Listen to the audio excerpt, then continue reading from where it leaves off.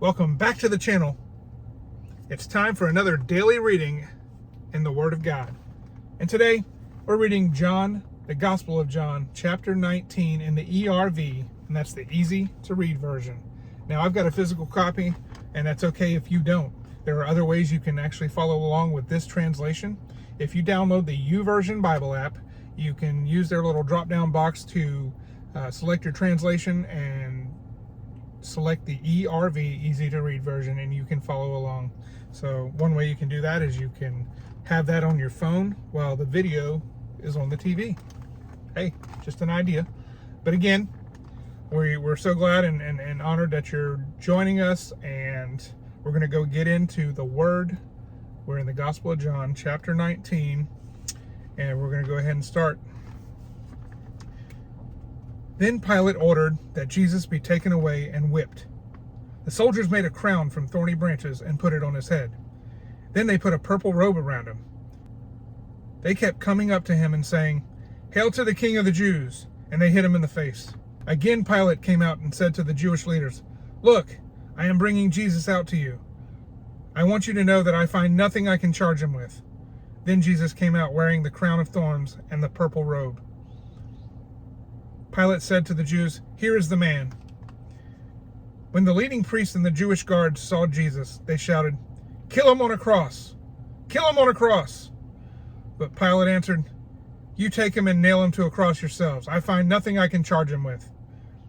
The Jewish leaders answered, "We have a law that says he must die, because he said he is the Son of God." When Pilate heard this, he was more afraid. So he went back inside the palace and asked Jesus, "Where are you from?" But Jesus did not answer him. Pilate said, "You refuse to speak to me. Remember, I have the power to make you free or to kill you on the cross." Jesus answered, "The only power you have over me is the power given to you by God. So the one who handed me over to you is guilty of a greater sin." After this, Pilate tried to let Jesus go free, but the Jewish leaders shouted, "Anyone who makes himself a king is against Caesar. So if you let this man go free, that means you are not Caesar's friend." When Pilate heard this, he brought Jesus out to the place called the Stone Pavement. In Aramaic, the name is Gabbatha. Pilate sat down on the judge's seat there. It was now almost noon on preparation day of Passover week. Pilate said to the Jews, "Here is your king." They shouted, "Take him away! Take him away! Kill him on the cross!" Pilate asked them, "Do you want me to kill your king on a cross?" The leading priest answered, "The only king we have is Caesar."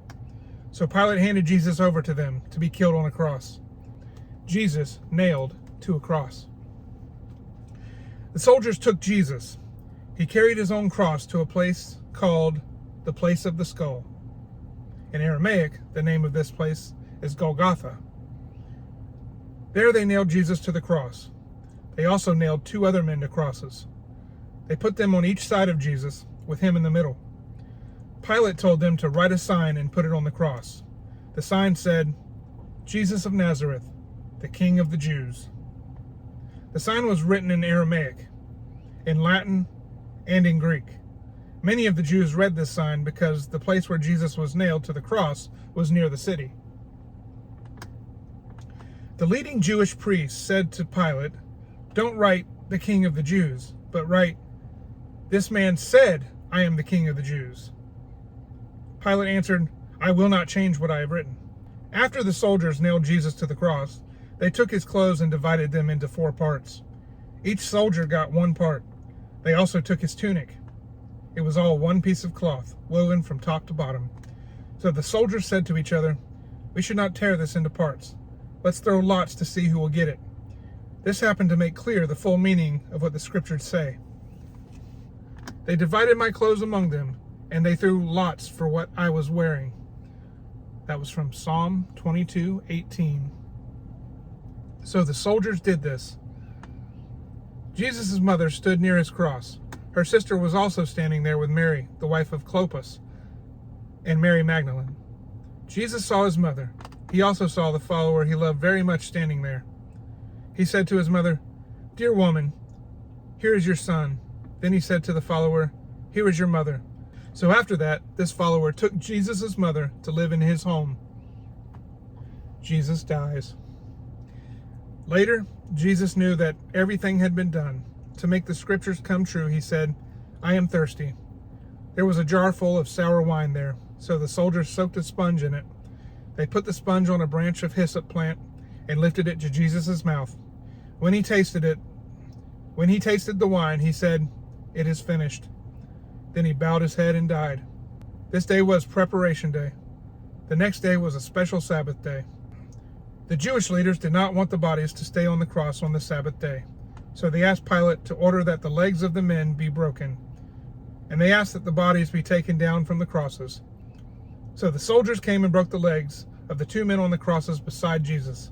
But when the soldiers came close to Jesus, they saw that he was already dead, so they did not break his legs.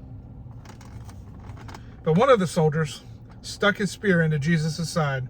Immediately, blood and water came out. The one who saw this happen has told about it. He told about it so that you also can believe. The things he say are true. He knows that he tells the truth. These things happened to give full meaning to the scriptures that said, "None of his bones will be broken, and people will look at the one they stabbed." Jesus is buried. Later, a man named Joseph from Arimathea asked Pilate for the body of Jesus. Joseph was a follower of Jesus, but he did not tell anyone because he was afraid of the Jewish leaders. Pilate said Joseph could take Jesus' body, so he came and took it away. Nicodemus went with Joseph. He was the man who had come to Jesus before and talked to him at night. He brought about 100 pounds of spices, a mixture of myrrh and aloes. These two men took Jesus' body and wrapped it in pieces of linen cloth with the spices. This is how the Jews bury people. In the place where Jesus was killed on the cross, there was a garden. In the garden, there was a new tomb. No one had ever been buried there before. The men put Jesus in that tomb because it was near, and the Jews were preparing to start their Sabbath day. And that is John chapter 19. Guys, we hope this is encouraging to you. We just read about the crucifixion and death of Jesus. They just buried him in the tomb. This is really what Christianity is all about. If the scriptures are true, then Christianity is true. So this is like the main event stuff right here, guys.